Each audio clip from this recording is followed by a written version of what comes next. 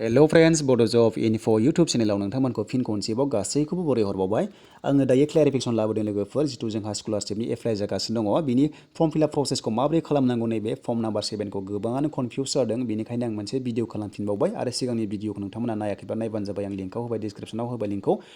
ओमफ्राय नायदो लोगोफोर बिनि एस्टिमेटआ 50,000 लास्ट डेटआ 10 डिसेम्बर आरो नैबे फर्म नाम्बार 7खौ माबोरै फिलआप खालामनांगौ थ' गोबाङानो कनफिउज जादों आरो सोंहरगासिनो दङ कमेन्ट्सआव हानायसेबांखौ रिप्लाइ खालामदों हायैखौ आं होनो हायाखै दा बेनिखायनो आं बेहाय लाना फैबावबाय नेम अफ प्रप'जेल बा स्किमखौ माबोरै जों लिरनांगौ थ' लोगोफोर जों थांनोसै दायो अफिसियेल पेजआव थ' नोंथांमोना आंजों फैफादो ओमफ्राय जोङो डाइरेक्टलि बेहाय जोङो क्लिक खालामसै आङो सर्टकाट भिडिअ खालामबाय लोगोफोर थ' जोङो नायनोसै दायो फर्म नाम्बार 7खौ दा जोङो बेखौ नायनायनि सिगां आं नोंथांमोननो खिन्थाखानोसै बेनि डिपार्टमेन्टआ जाहैबाय directorate of welfare of plain tribes and backward classes लोगोफोर नोंथांमोना मिथिखागौ मोनसे ट्राइबेलनि अफिस बेवहाय मोनगोना जाहैबाय अनलि एसटिपि आरो ओबिसि दै लोगोफोर बेलेग कास्टआ बेवहाय मोननाय नङा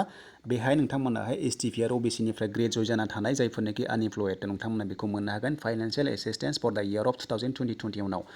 दा बिनि लास्ट डेटनि एप्लाइआ 10 डिसेम्बर लोगोफोर अफिसाथ' नैबे जाबाय लोगोफोर आं खिन्थाखाबाय गुवाहाटियाव दङ नोंथांमोना गुवाहाटियाव थांनानै बेखौ साबमिट खालामनांगोन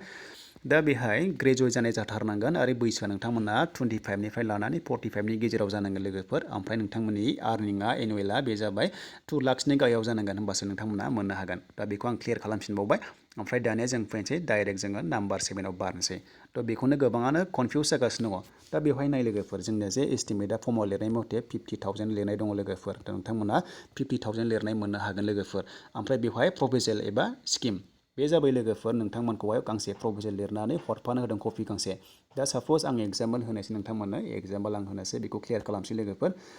दा नैबे आं 50,000खौ बबेयाव इउटिलाइज खालामगोन दा साप'ज बे जाबाय मोनसे अनुदान नालाय नोंथाङा जे माने बेकाराव दङ नङा होमब्ला ग्रेजुवेट जानानै बेनिखायनो मोनसे अनुदान फैदों सरकारनिफ्राय दा नोंथाङा बेखौहाय मायाव बाहायगोन होनना बुंदों नैबे नाम्बार 7आव दा बेनिखायनो आं साप'ज एग्जाम्पल होफिनसै आङो बेहाय दाउ फार्म खालामगोन हमना ला आं फैसाखौ बेवहाय बाहायगोन आं बिनि सायाव गांसे प्रप'जेल लिरदो लोगोफोर बेखौ नोंथांमोना हरफादो साबमिट खालामफादो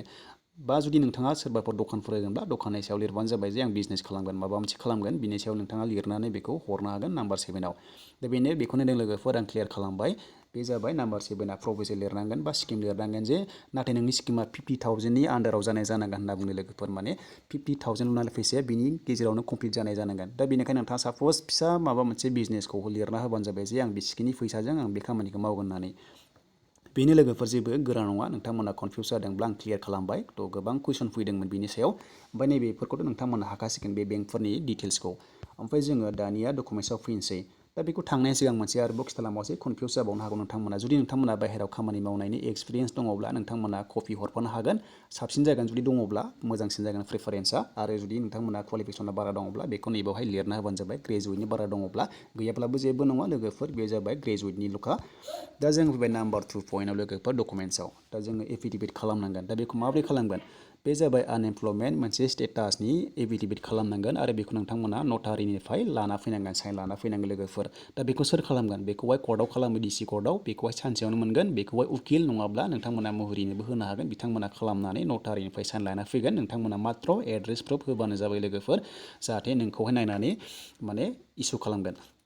ओमफ्राय नैबेखौथ' बुजिखाबाय लोगोफोर नैबे नाम्बार 9खौ बे जाबाय लोगोफोर मोनसे प्रप'जेल खालामनांगोन 50,000नि गाहायाव नोंथाङा जुदि इउटिलाइज खालामगोन नङा होमब्ला आं खिथाखाबाय बेखौ गांसे लिरनानै कपि नोंथांमोना हरफानांगोन थ' बेनोसै लोगोफोर नैबेथ' 10 नाम्बारा मिथिखाबाय माबा मोनसे आउटसाइडआव खामानि मावनाय दङब्ला हरनांगोन इफ एनि जुदि दङब्लासो गैयाब्ला जेबो नङा लोगोफोर नोंथांमोना जेबो टेनसन लानाङा बेखौ नोंथांमोना डाइरेक्ट थांनानै गुवाहाटियाव हैबानो जाबाय लोगोफोर अफिसाव ट्राइबेल अफिसाव थ' बे लोगोफोर गुवाहाटियाव दङ नोंथांमोना मेप नायनानै थांबानो जाबाय डाइरेक्ट नोंथांमोना बेखौ हैबानो जाबाय लोगोफोर बेखुनु लन नङा लोगोफोर गोबाङा सोंदों जे बियो लन नामा आनएमप्लयमेन्ट लन नामा बियो टटेलि आनएमप्लयमेन्ट लन नङा लोगोफोर मोनसे बियो फाइनान्सियेल एसिस्टेन्ससो लोगोफोर मोनसे माने बे अनुदान लोगोफोर बे फैबाय थाखायो बोसोरै बिनि लास्ट डेटआ 10 डिसेम्बर